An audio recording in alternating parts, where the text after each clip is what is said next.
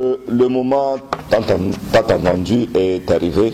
Nous allons inviter le président de VIP et notre futur président de la République démocratique du Congo à nous exposer sur le projet de société.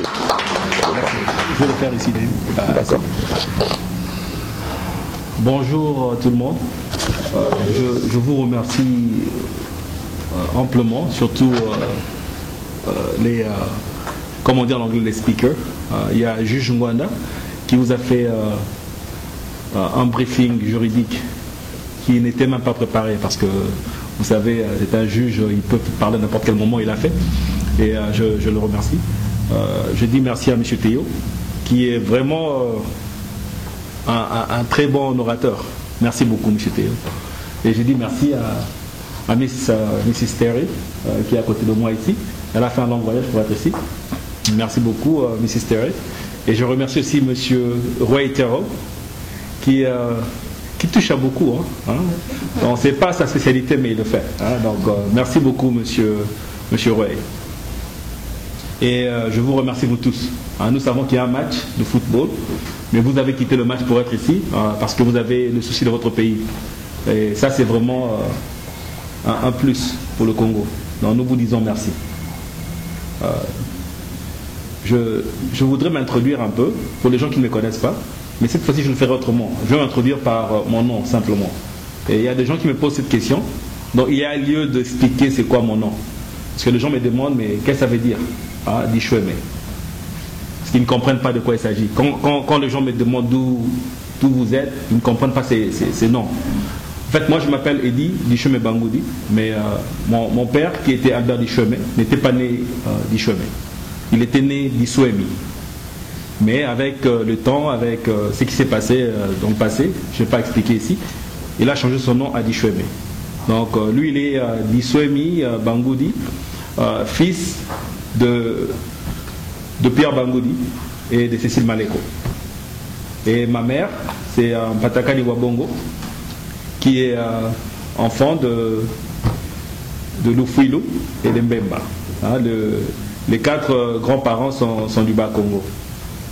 Alors c'est ça mon introduction. Je vais vous expliquer le nom. Mon nom signifie, Biswemi veut dire quelque chose de caché.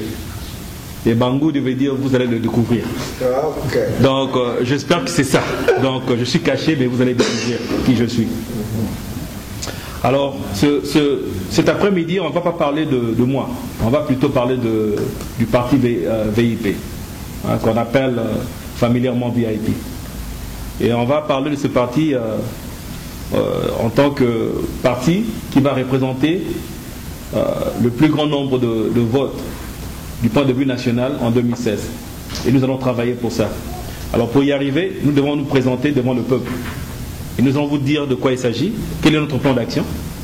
On va le faire un peu rapidement pour passer aux questions, parce qu'il y a beaucoup de gens qui ont beaucoup de questions à passer ici. Mais je ne sais pas si vous êtes en mesure de voir l'écran. On va faire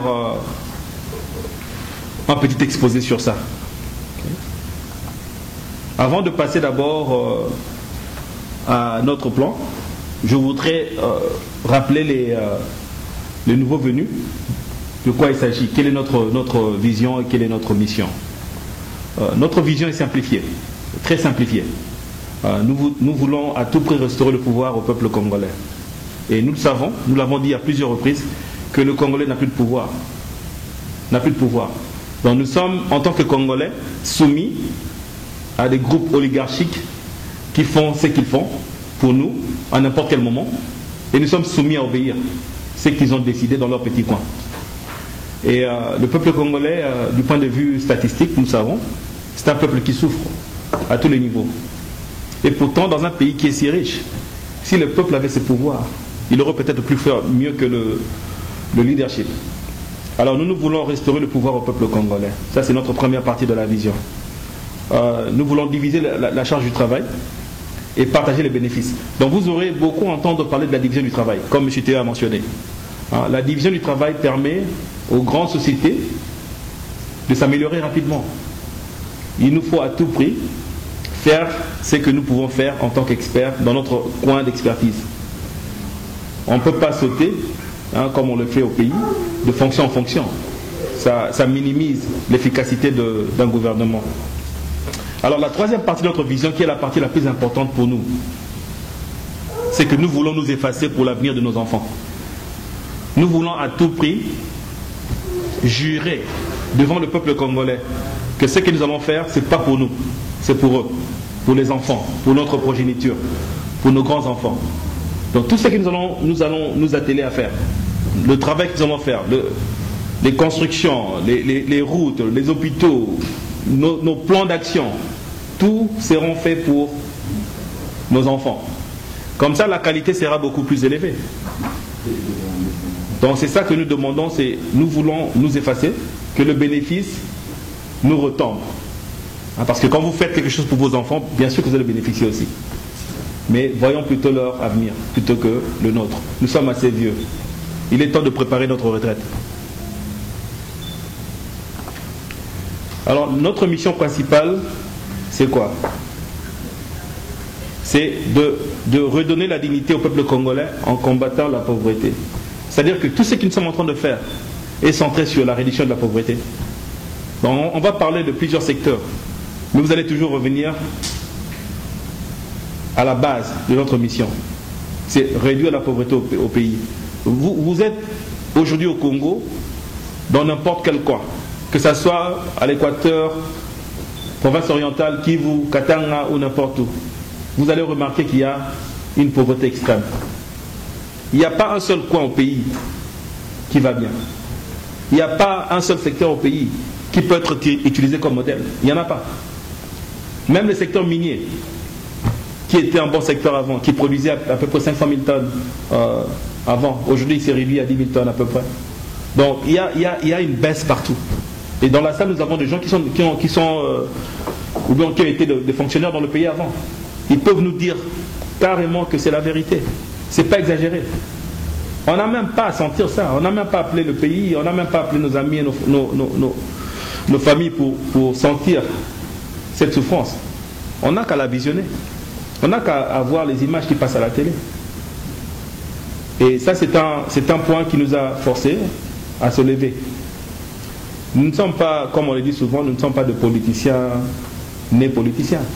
Tout le monde qui devient politicien devient par ou bien nécessité, ou bien par vocation, ou par autre chose. Et nous, ce qui nous a poussé à devenir politiciens, moi personnellement, c'est la souffrance du peuple congolais. Je n'en peux plus. Personnellement, je ne peux plus rester ici, dans un pays qui est considéré le premier pays au monde, à manger, à bien dormir et à voir mon peuple en train de souffrir. Je ne peux pas. Et ce n'est pas que la politique à faire. Mais nous avons tenté plusieurs mesures avant. On a tenté plusieurs avenues avant. On a fait plusieurs projets dans le secteur privé, avec les mêmes finalités.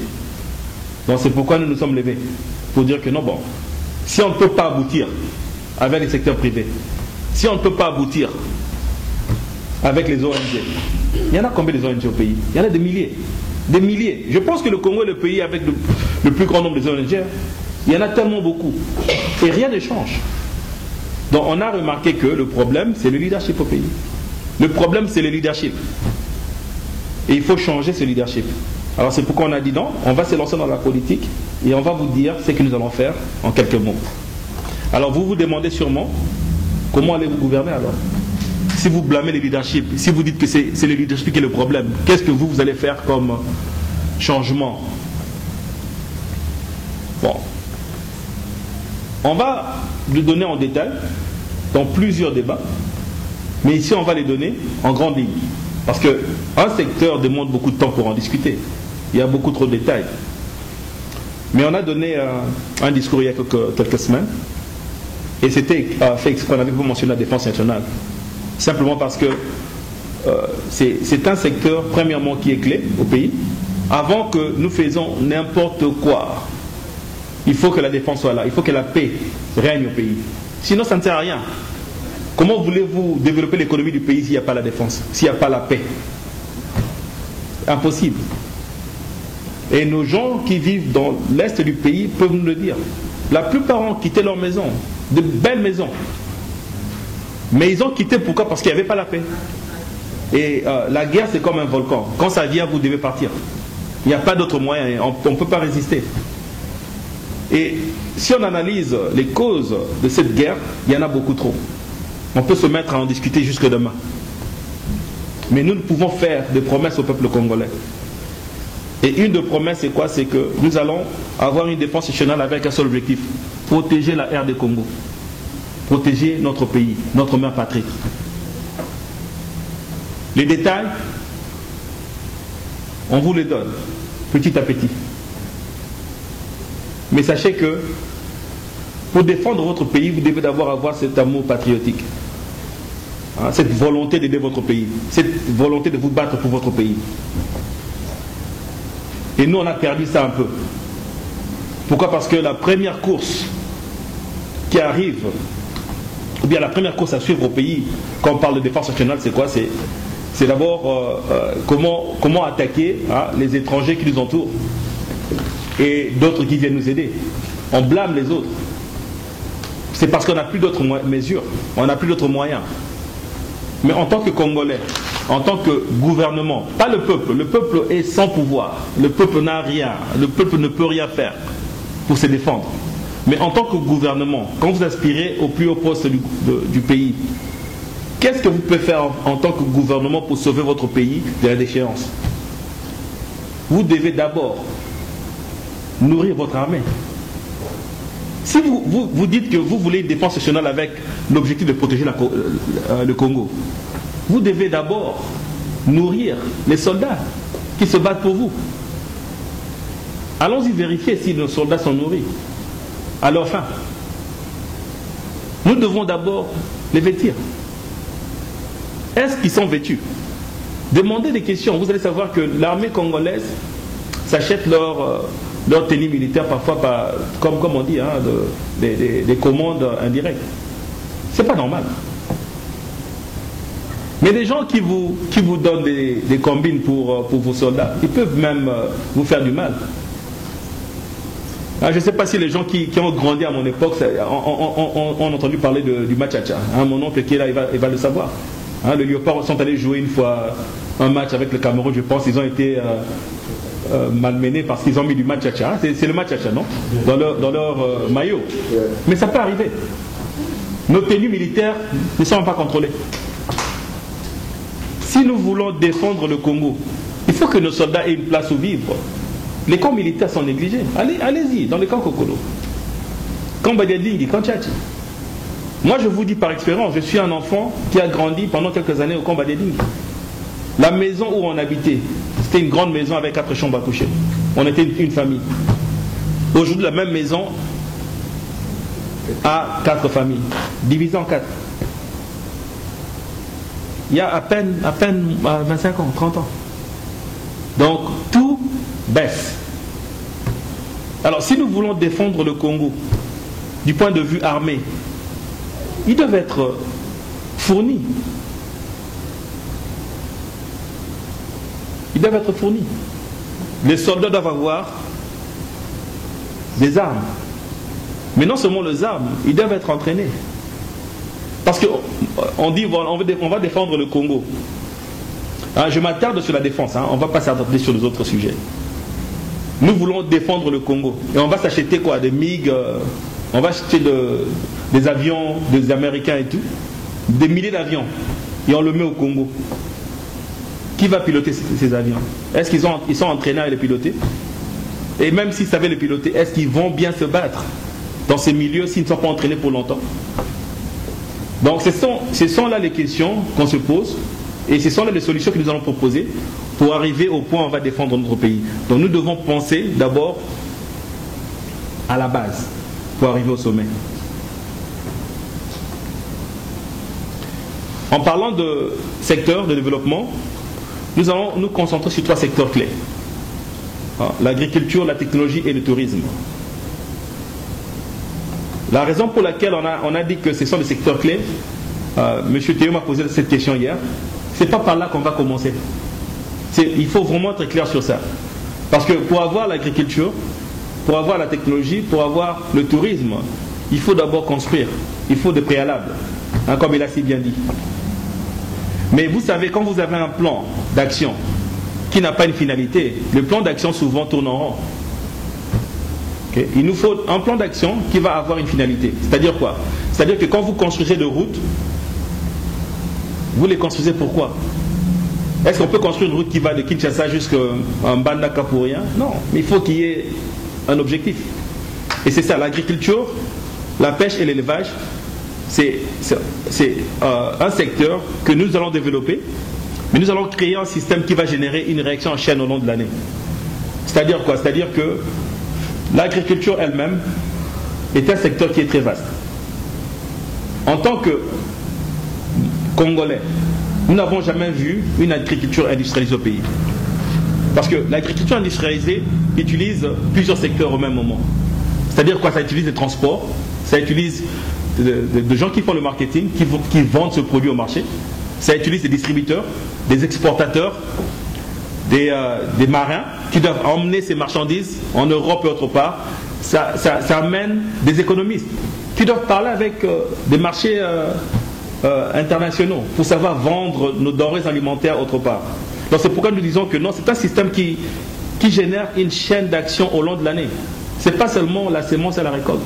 L'agriculture, c'est plus que ça. C'est la semence, la récolte, la distribution, la mise en boîte, hein, l'étiquetage, la distribution, c'est tout ça. Et non seulement ça, c'est la sécurité alimentaire. Il y a toute une industrie de sécurité alimentaire. C'est-à-dire quoi? C'est que notre nourriture doit être jugée bonne à consommer. Et il nous faut des inspecteurs. Des gens qui vont pour voir si la nourriture est abîmée. Nous avons souvent des nourritures qui viennent d'autres pays qui sont complètement déjà pourries. Et c'est ça qui englobe notre vision par rapport à ces secteurs. Technologie, même chose. Nous voulons arriver à avoir une technologie qui va mettre en œuvre la fibre optique qui a été plantée au Congo cette fois-ci. Mais pour y arriver, nous devons à tout prix comprendre quel est notre objectif final. C'est-à-dire quoi? C'est-à-dire que pour que vous ayez ces genres de technologies que nous avons ici, vous devez planifier 1 année, 2 ans en avance. C'est-à-dire que vous devez avoir un plan d'action qui vise la finalité, pas le commencement. Aujourd'hui au Congo, pour avoir la technologie du monde, il nous faut au moins 5 ans de développement, 4 ans de développement, pas moins de 4 ans. Donc nous allons nous y atteler à arriver à ce point où nous allons dire que notre technologie est standardisée. Donc nous allons générer l'acceptation et la compréhension au niveau des communautés locales. Parce que ça, c'est un produit de notre culture. On ne peut pas aller dans les villages et amener des centres de données qu'ils n'ont jamais vus. Et ils vont réagir. Parce qu'ils vont voir que non, c'est la nouvelle technologie qui va me faire du mal peut-être. Nous devons nous atteler non seulement à construire, mais aussi à expliquer. Le tourisme, comme secteur clé, c'est un secteur qui va nous aider à visionner le futur du Congo. Dans le jour que Madame Terry sera à l'aise au Congo, au point où elle vient, elle descend à l'aéroport, sans appeler un Congolais, elle trouve une voiture de location, elle a un GPS qui va l'amener là où elle va, elle arrive à l'hôtel, elle décide de trouver un site touristique pour aller visiter, sans appeler un Congolais, elle appelle, elle s'enregistre, elle change de réservation en plein milieu de l'appel. Elle dit non, je vais aller à Mbandaka plutôt qu'au Kasaï. C'est là que nous serons contents. C'est-à-dire quoi? C'est-à-dire que le tourisme que nous visons, c'est le tourisme qui va bénéficier le Congolais en attirant le plus grand nombre des étrangers au pays. C'est-à-dire quoi? C'est-à-dire que le tourisme va nous aider à améliorer la sécurité et la qualité de vie. Pour avoir un système touristique mondial et universellement accepté, il faut suivre les standards du monde. C'est-à-dire quoi? C'est-à-dire que vous devez avoir accès à la technologie, les hôtels, les banques, location de voitures, aéroports, cartes géographiques et autres. C'est-à-dire que si vous amenez votre carte de crédit au pays, que vous aurez accès aux ATM. Et c'est ça notre vision du point de vue tourisme. La pauvreté est un terme. Mais nous avons, en parlant de la pauvreté, nous l'utilisons comme un secteur spécifique pour le Congo. C'est-à-dire que nous allons considérer la pauvreté comme un fléau à combattre du matin au soir. Nous devons lutter contre non seulement la pauvreté qui existe, mais la pauvreté future. Parce qu'au Congo, on vit souvent la hausse de coût de la vie. Donc vous pouvez avoir aujourd'hui 100 000 $ en compte. Si vous laissez l'argent en compte bancaire, quelques temps après, ça perd de valeur. Alors nous devons à tout prix lutter contre la hausse du coût de la vie, contre l'inflation, contre le chômage et autres. Et nous allons utiliser les objectifs de ligne qui sont appliqués mondialement pour y arriver. Nous allons redresser le pouvoir d'achat pour aider le peuple au moins à vivre, à s'acheter ce qu'il faut. L'emploi. Nous allons en faire une priorité absolue. Et ça j'avais un appel ce matin, une personne me l'a dit, a dit mais non, l'emploi doit être complètement une priorité. Et c'est vrai, notre pays souffre du chômage. Mais le chômage n'est pas le seul fléau. Il y a des gens qui travaillent, mais qui travaillent dans l'économie informelle. C'est-à-dire qu'ils travaillent à moitié ou peut-être à 40%. Ils sont peut-être diplômés, mais ils ne parviennent pas à trouver le travail qu'il leur faut. Alors ils deviennent d'autres dirigeants de Liga Bleue et autres. Et nous devons réduire ces chômages endémiques. Alors pour le faire, nous allons faire quoi? Nous allons aider les Congolais à se trouver de l'emploi. Premièrement en créant ces emplois, mais aussi en leur donnant accès aux emplois qui existent déjà. Il y a beaucoup du travail au Congo, mais il y a des gens qui ne savent même pas que ce travail existe. Ils n'ont pas accès à ça, à moins que s'ils connaissent quelqu'un qui donne ce travail. Dans la plupart des temps, même dans le ministère, les gens qui sont employés sont des gens qui sont appelés au téléphone par leurs amis, par leurs cousins, leurs cousines et tout. Mais non, mais il faut que ces gens qui sont qualifiés aient accès à l'emploi, qu'ils soient à Kisangani ou à Lubumbashi. S'il veut travailler à Kinshasa, il doit avoir accès à cet emploi. Donc, l'emploi ne veut pas dire seulement donner l'emploi. L'emploi veut dire donner accès à l'emploi qui existe déjà. Et c'est ça notre plan. En parlant de l'économie, l'économie actuellement au pays, on parle du cadre macroéconomique qui a accru à 2%, à deux figures, à peu près à 10%. Ce qui est bon, c'est bon pour les Congolais, mais ils ne le sentent pas. Les Congolais qui vivent au pays n'ont pas encore senti cette croissance. C'est parce que la politique économique au pays n'est pas au service de l'emploi. Si vous mettez l'économie au service de l'emploi, ça va arriver, parce que l'économie doit créer premièrement du travail. Et ce travail doit être assez payant pour que les gens puissent s'acheter ce qu'il faut, pour qu'ils puissent vivre aisément. Alors l'économie, pour arriver à atteindre le plus bas niveau de la population, on doit tout simplifier au pays. On doit simplifier le système fiscal. On doit simplifier le système bancaire. On doit alléger le coût d'entreprise. Quelqu'un qui veut créer une entreprise doit avoir l'opportunité de le faire. Le Congo, pour le moment, est l'un des pays les plus compliqués pour créer une entreprise. Ça, c'est connu. Donc, si vous voulez créer une entreprise au Congo, vous allez vous y mettre avec beaucoup de sueur. Pour un pays qui n'est pas un pays performant aujourd'hui, on doit faciliter ces tâches. On doit laisser aux autres le temps de venir chez nous, créer du travail pour nous. Donc il faut alléger le système fiscal. Il faut alléger le coût d'entreprise. L'éducation, c'est un secteur où nous allons nous y mettre à 100%. Parce que comme on s'est dit, on doit s'effacer pour l'avenir de nos enfants. Donc nous devons à tout prix commencer dès maintenant à travailler pour le futur de nos enfants. Nous avons remarqué que le Congolais ont baissé du point de vue éducatif, plutôt, parce que l'éducation n'a plus le matériel qu'il faut pour enseigner comme il faut. Il y a un manque de matériel, il y a un manque de laboratoire, il y a un manque de syllabus, il y a un manque de programme, il y a un manque de constance, il y a la pauvreté qui tue le système éducatif. Les professeurs viennent en bus, en foula, ils arrivent à l'école, ils sont fatigués, ils sont en train de transpirer. Et c'est un problème.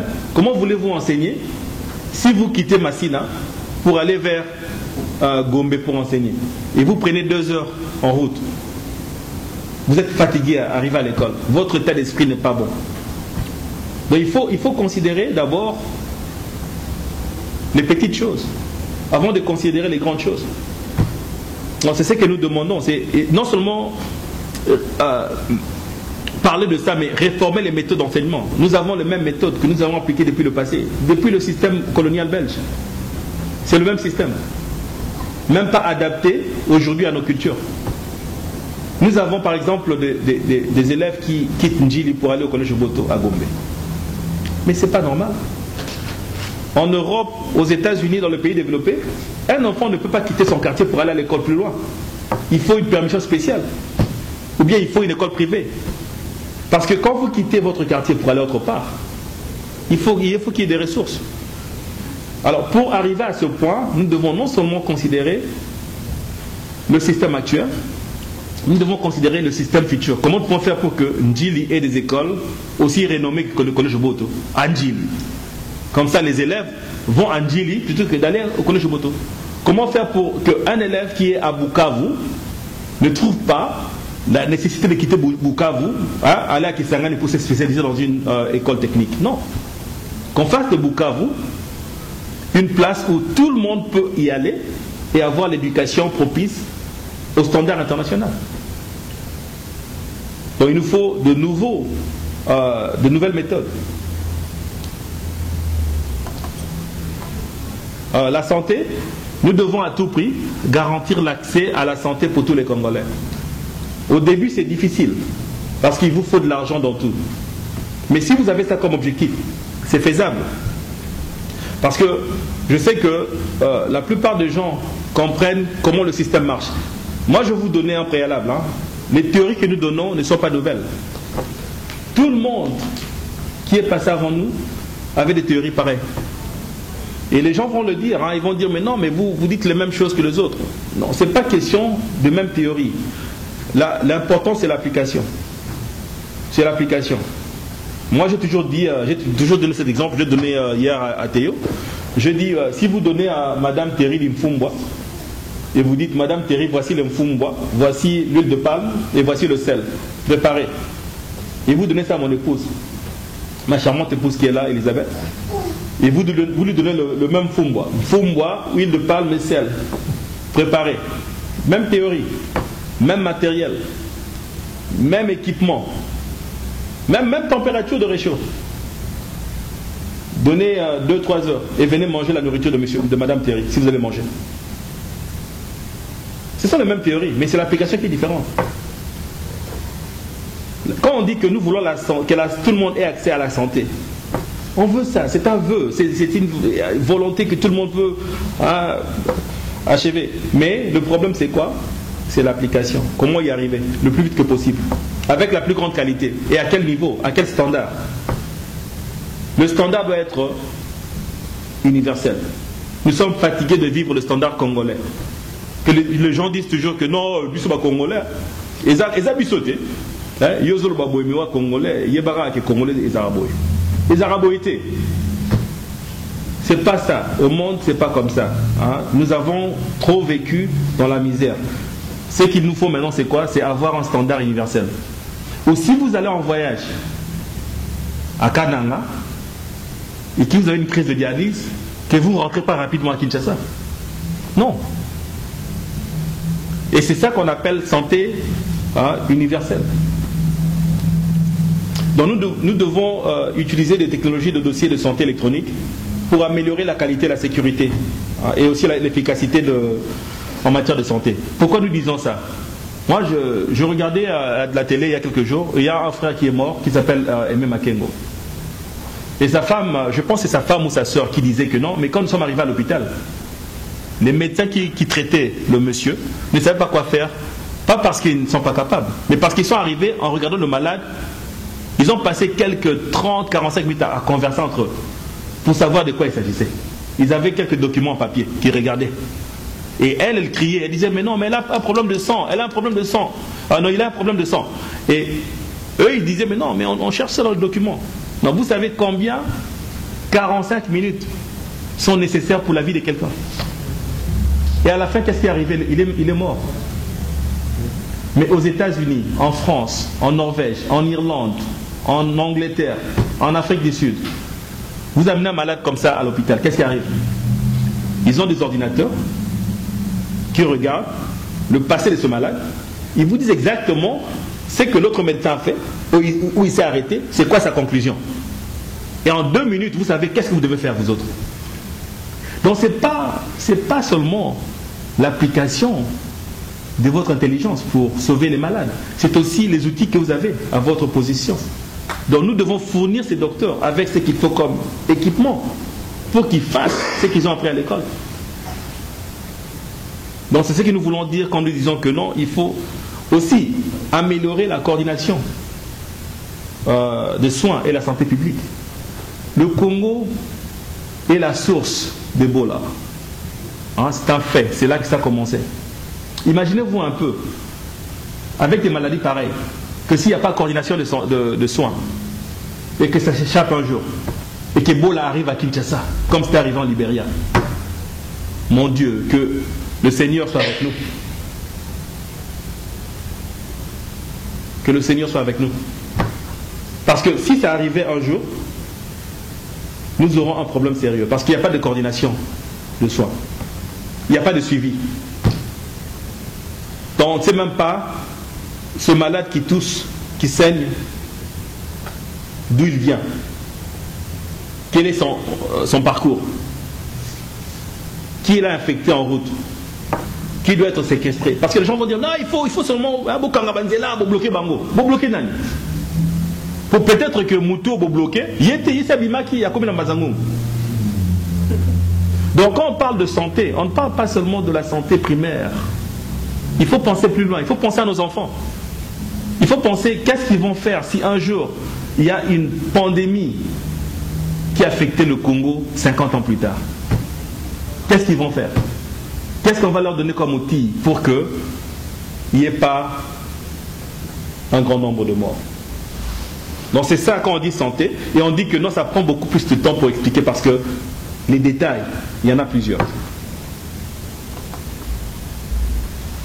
Le service public, ça c'est un point qui est clé, surtout quand on parle de tourisme, quand on parle de Madame Terry en train de visiter le Congo. Il faut qu'il y ait des services publics. L'accès à l'électricité et à l'eau potable, c'est une priorité absolue pour nous. Une priorité. Il n'y a pas de négociation. Il faut que l'électricité soit visée à être fournie au pays à 100%.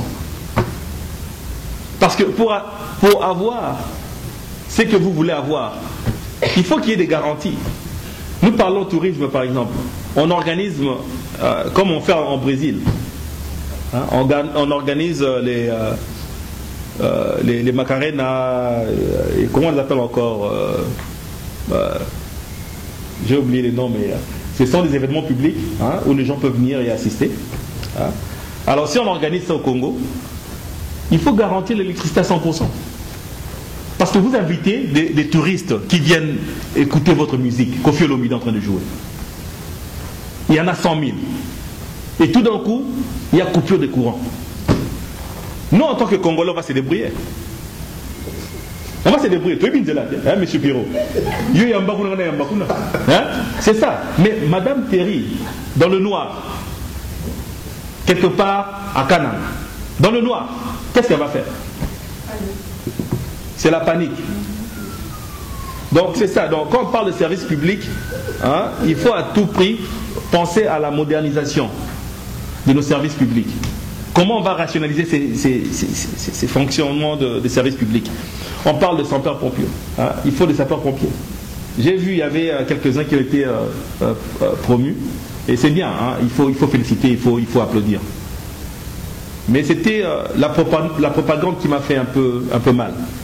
Hein, le gouvernement a sorti, oui, sapeurs-pompiers, hein, oui, camions, je pense. C'était à la télé, hein, c'était partout. Entraînants en France. Hein, donc ils sont bien entraînés. Mais il n'y avait que 8 pour un pays de 110 millions d'habitants. Bon, on va dire que non, c'est un commencement. Mais jusqu'où on va continuer à commencer? À commencer. Le gouvernement actuel est au pouvoir depuis 15 ans. Il commence après 15 ans. Donc 5 ans depuis l'indépendance, on ne fait que commencer toujours. Et on vous dira toujours, hein, dès qu'il y a quelque chose de bien, oh mais non, t'as la boulevard, hein, et combien bien. Commencement. Pourquoi? Et quand est-ce qu'on aura la finalité? Et nous, quand on parle de secteur clé, on dit que c'est la finalité de notre projet. Donc nous voulons aboutir à l'agriculture industrialisée. Nous voulons aboutir à la technologie, hein, universelle. Nous voulons aboutir au tourisme mondial. Nous voulons aboutir aux services publics que nous voyons ici. Nous voulons que la collecte des ordures ne soit pas une science. Hein, c'est une science au pays. C'est une science, je vous le dis sincèrement. Il y a des moyens, ils essayent.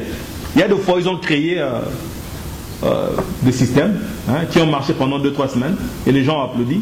Mais revenez après 3 semaines, 4 semaines, ça devient encore un plus grand problème. Il y a un stade à Massina. Un stade à Massina qui a été libéré complètement pour que les gens y versent leurs ordures. Parce qu'ils venaient récupérer ça chaque semaine. Et aujourd'hui, vous y allez, le stade est plein d'ordures. Il n'y a plus de récupération. Donc il y avait un commencement, il n'y avait pas de finalité. Les parcs nationaux. Nous avons des parcs de Virunga, hein, des parcs de Kaozi-Biega, hein, de Garamba. Ce sont de beaux parcs, mais pas maintenus. Et ça fait partie des services publics. Nous devons les maintenir.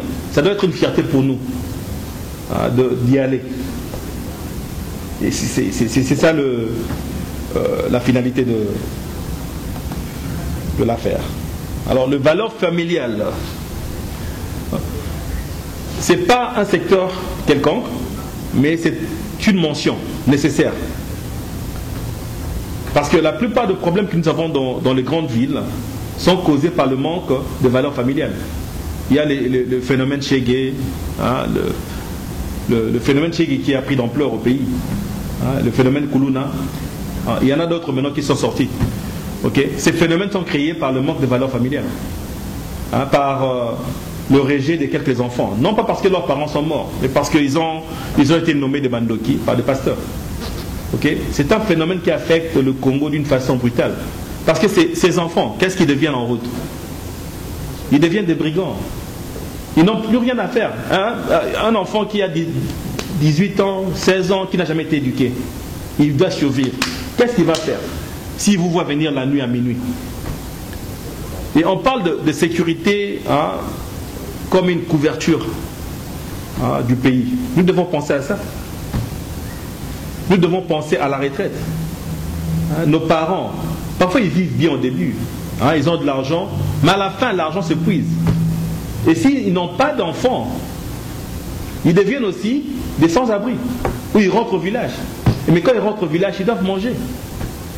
On voit des parents à 70 ans aller faire des bilangas. Des bilangas. Parce qu'il n'y a pas de retraite, il n'y a pas d'assurance vieillesse. Il n'y a pas de couverture, hein, il n'y a pas de parapluie pour leur vie. Et c'est de ça que nous parlons. Et enfin, pour finir, avant de passer à la page finale, c'est la justice. Nous voulons à tout prix restaurer l'état de droit. L'état de droit au pays n'existe pas. C'est vraiment une vérité qui n'est même pas à discuter. Nous avons un juge à côté de nous, il vous dira sincèrement qu'il n'y a pas d'état de droit. Donc, si il y a une justice, c'est une justice pour les uns et pas pour les autres.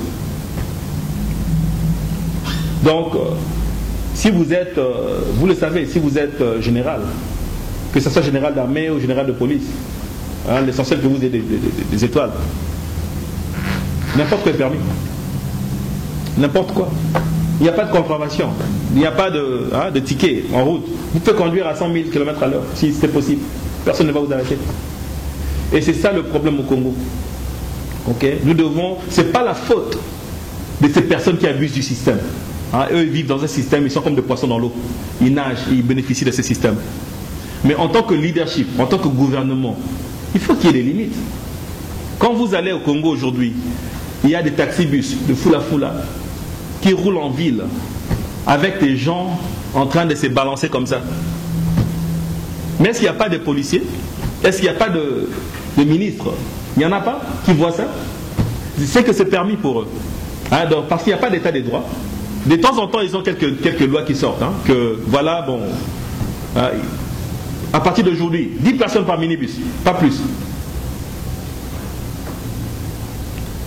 Une loi pareille, à quoi bon ça sert? À quoi bon ça sert? Il faut à tout prix qu'il y ait une indépendance effective de la justice vis-à-vis des pouvoirs législatifs et exécutifs. C'est-à-dire que un monsieur qui est juge, qui est avocat, doit avoir la priorité dans ses services judiciaires par rapport à un politicien. C'est son bureau, c'est son cadre. S'il est juge, qu'il soit impartial, qu'il gouverne selon ses fonctions. Et c'est ça que nous demandons. Alors pour y arriver, il faut améliorer les budgets judiciaires. Il faut que ces gens soient servis. Hein, les magistrats, les greffiers, les huissiers, les autres, ils doivent être servis. C'est bon. Donc c'est ça. Donc il nous faut nécessairement respecter les lois et les règlements. Il y en a beaucoup. C'est pas comme si on manquait des lois dans le code pénal. Les juges sont là pour témoigner. Nous avons beaucoup de lois déjà. Il faut seulement le respecter. Il faut appliquer la Constitution. Si la Constitution vous demande de quitter le pouvoir après 2 mandats, quittez. On n'a pas besoin de dialogue pour ça. On n'a pas besoin de parler pour arriver à cette conclusion. Donc c'est ça. Je vous remercie. Comme j'avais dit, c'est très difficile de parler d'un sujet très important comme le plan d'action avec 1 heure ou moins. Mais on a essayé le mieux de passer à quelques conclusions. Et on va finir avec le mot de la fin aujourd'hui. C'est que nous devons tous être les architectes de notre futur. Okay? L'avenir de la nation est entre nos mains. Nous avons trop attendu. Trop attendu. Nous sommes arrivés à un point où, si nous ne faisons rien,